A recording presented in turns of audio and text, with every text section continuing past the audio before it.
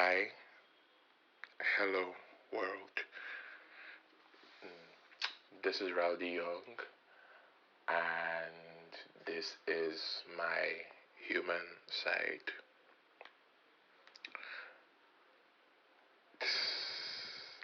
Funny way to start. Um, okay, give me a second to recollect my thoughts. This happens a lot.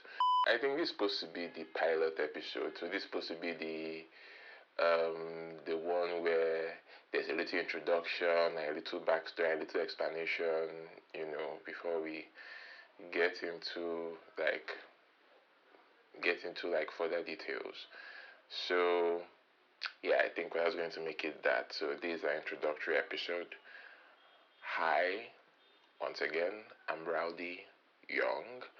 I'm a musician, an illustrator, occasionally a graphic designer, although I don't do that much anymore. I'm also a content creator. I'm a lover of all things art, as long as it's art related and it fascinates me. Yeah, definitely going to see me there. So you might still wake up tomorrow and see that I am probably writing a book or making a movie or doing something else because that's basically what I am.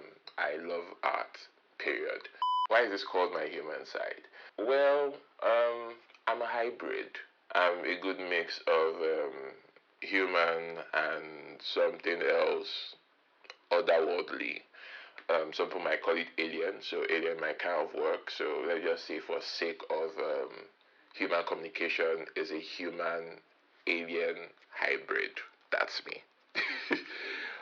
So there are like other things, like other things that like very much like will I say inhuman? Yeah, I'll say inhuman about me, but I tend to tap a lot into my human side a lot because, well, I'm in a human body, so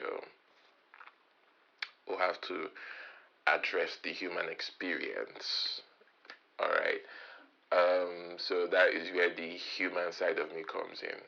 Well, that's a very fancy way of saying it, but essentially, my human side is actually basically going to be like a stream of consciousness type of podcast. Am I calling this a podcast? Well, is what is called now, Abby. Um, so essentially, a podcast where I get to talk about a lot of things as it affects human life, human experience. Most of it drawing from my experience existing on this plane as a human being. And it's actually like it's basically like a lot of random stuff, but a lot of it actually ties to our humanity, at least my humanity.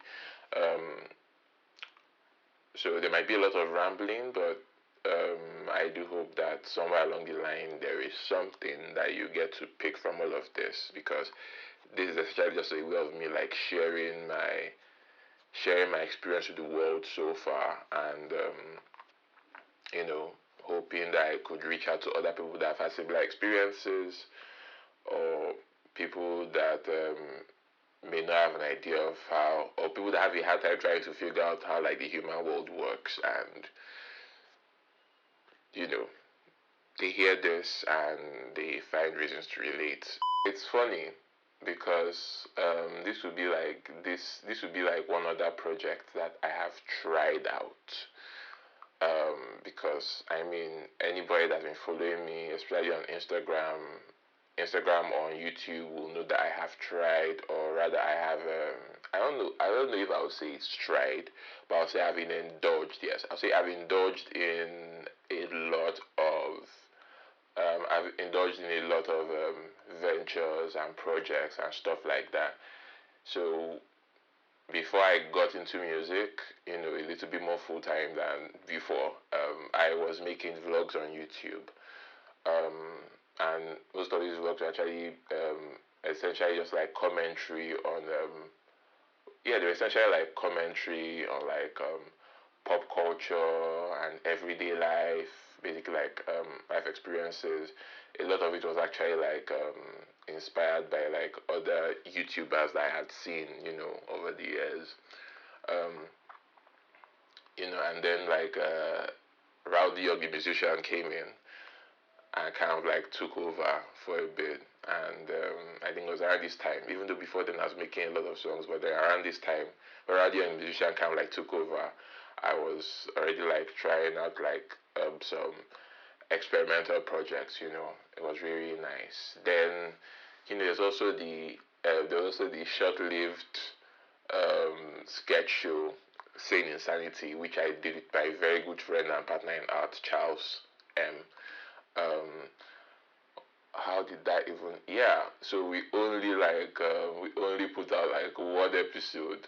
I don't know why that didn't like work out the way we hoped it was going to. Um, and then we also, yeah, I think myself and Charles also again indulged in another project called We Have a Name for This Podcast, where we talked about issues as it pertains mostly to queer people in Nigeria, mostly issues that I don't know, I'll say for a lack of a better term, they were like oftentimes overlooked, either that or it wasn't talked about enough. There were like all these projects, all of these things, like that I was always like constantly indulging in. Some lived long enough, some didn't last a day, and all of a sudden I find myself wondering, so why am I not even doing this very podcast anyway? Why am I doing this one now? Because what's the guarantee that this is not going to like fizzle out again, right? I mean, it feels very much okay to be asking these kind of questions, because I personally am at that point in my life, and I feel like some people can try to relate with this as well, where it's like you jump on a project and you jump on a project and you suddenly expect it to just blow out. It's almost like Jack and the Magic Beanstalk, where it's like you just hope that the seeds you are planting are like these magic beans, so you just drop them in one night and go to sleep, and the next morning there's a giant beanstalk in your compound. And meanwhile, the reality is that life can be a fairy tale, but life is not always that kind of fairy tale. So a lot of times we don't have like magic jumping beans, we just have like regular seeds to plant, and those ones actually take a lot of time to nurture, and a lot of time for to nurture and grow and blossom. I think that's the frustrating part, having to be consistent and having to be patient. I think, funny enough, myself and my cousin Jesse, we did talk about this the night before I recorded this. Well, we're both. He even first mentioned, talk about like, oh my God, it's not easy to be patient. And I was like, yeah, I get that. It was like when he said those words, like, you know, it's not easy thing to be patient. Immediately, I was like, I got it, like instantly. Like there are just so many times, and then I also like gave him this analogy as well, which even further like helped like cement what he was thinking, which is like we plant seeds, and we plant seeds and we sit down in front of it and look at it, because we want to watch it grow in our very front. It's like you plant the seeds, you cover it up, and then you just sit down right in front and be looking at it, because you want to watch it grow right in front of you. And all the time you're sitting down and watching it, it's like it's not just going to like magically grow in an instant. It's still going to take time, weeks, months, years, even, and the entire time you are trying to like rationalize what you could possibly do to make sure to make sure that this plant, sprouts and grows. So the next thing you're like, um, let's say you're figuring out, oh, okay, maybe sunlight that I need. You're finding like a strategic position for it to face the sun. Oh, maybe it's water that I need. You are looking for water, to like always watering the plants. You keep trying to figure out what it is that you need to do to ensure that it grows. And the suspense is killing, because the entire time you're just like, oh my God, you want this thing to grow, you want this thing to grow, and you want to sit down and watch it grow.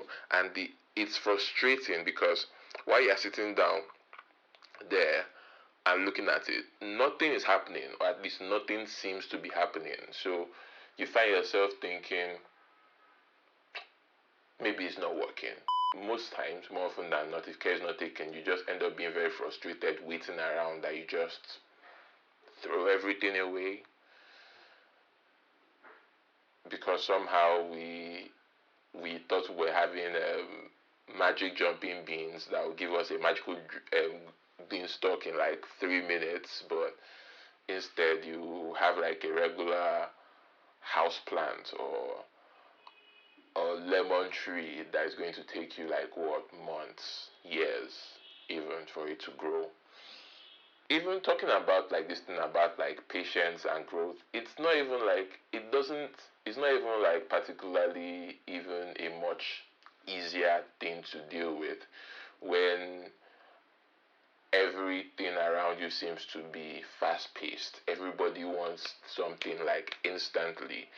There is this, on top of that, we live in like a, fuck, I cannot believe I'm about to use this word. It has suddenly become like one of those. It has become more or less like a buzzword, but like kind of like the reality of the human world. Capitalism is a bitch. Yes, capitalism is what I wanted to mention here. Where it's like all of a sudden there's this. You find out that capitalism has you like doing backflips and running on a giant wheel, like in a circus or something, all because there's this expectation that you should be able to magically generate millions and become one of the 1% of the 1% billionaires of the world, like within a week. The pressure is very, very immense. I remember when I told my human father about my about um, a project I wanted to embark on, and immediately his reaction was like, "I hope it's going to bring money," and it wasn't like something that he said like he didn't care, because I kind of realized that, well, he kind of like actually does care about what I do, but he can't care enough the way I would want him to, and that is especially because, like I said, we're in a capitalist society which just kind of like puts everybody in that, like, we need something to happen fast. So if you're starting a business, it needs to be it needs to be ready and out in the world, and just throwing fruits left and right within like in less than 48 hours. So anything anything like other than that, and immediately, it's not seen as viable. I remember he actually did use the words that he's not really he's kind of impatient, and I understood immediately. Usually these kind of things, if you grew up in like an African household, you know how easy it is for like African parents for their words to get to you. And my human father is Igbo, so you can imagine how strenuous that can be. And he lives in Nigeria, or rather he's in Nigeria. So there is always there's that sense of impatience and urgency towards everything that we do. Where we expect everything to magically just like come alive immediately. And the funny thing is that it doesn't. More often than not, most good things take time. They do take time. But a lot of times you cannot help but be extra impatient, you know. But back to the conversation that I had with Jesse. When that actually came up, I remember that I was even like, you know what, that I think at the end of the day, what we do need is, at the end of the day, we can only do what we can. Because we're also talking, because even while we're talking about it about planting, we're talking about how, we could be expecting, how, we are probably even expecting like a gift from God. But that was how the thing even like moved over to thinking about planting. I don't know whether I should even start from there. When it came to that part about like planting, I now said that, well, at the end of the day, you cannot control everything. You can't control everything. The only things you can control is the one that is within your power, the one that you can do. I mean, If you believe in a higher power, you believe in the divine. So I guess you've been reminded at different points in time that there are good things coming your way. But because you don't know when those good things are coming, if it's going to be next week or next month or next year, you don't know when it's going to happen. Just like how we can get impatient when we plant seeds and want to watch them grow, you also get impatient because you are wanting to know from God, when exactly is this thing going to happen. We know we are expecting blessings, but we need a date. We need a date, a time, and a place, so that we can just show up. So that we know what we are getting ready for. But when there seems to be so much uncertainty, especially in those areas, it's easy to lose your mind.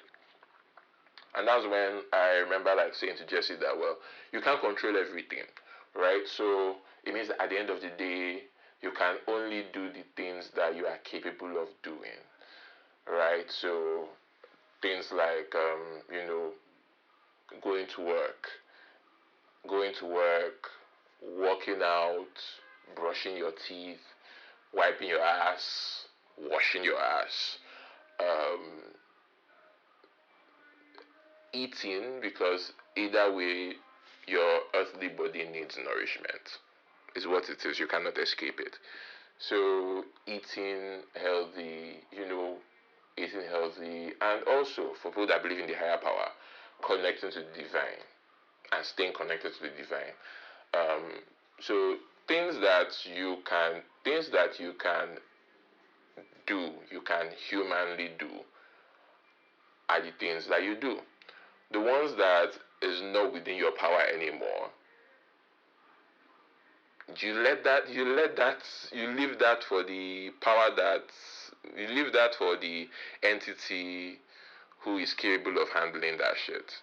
I mean, if any of us had the powers of Cornelia from which that she could make, she was in control of the element of earth, so she could make plants grow out of nowhere. If any of us had those powers, I'm sure we could actually make whatever we plant grow instantly. But as that is not the case, and things have to respect the earthly principles of time and season, we cannot control when the things that we plant grow, but we can water it, give it some good sunlight, and also get on with the rest of our day. And so that is all that we can do while we wait. I think that's actually the lesson to be learned here. So consistency is not really my strongest suit, but I could only hope and pray that while I am doing what I can, that everything that I plant, grows when it's supposed to. I guess that's actually the lesson today. This was supposed to be like an introductory episode, but I ended up doing a lot of rambling. So I guess I'm just going to leave this here for now, and we'll see how things go with the next episode. Yeah. So once again, this is my human side. I'm Raldie Young, and I'll talk to you again next time. Bye.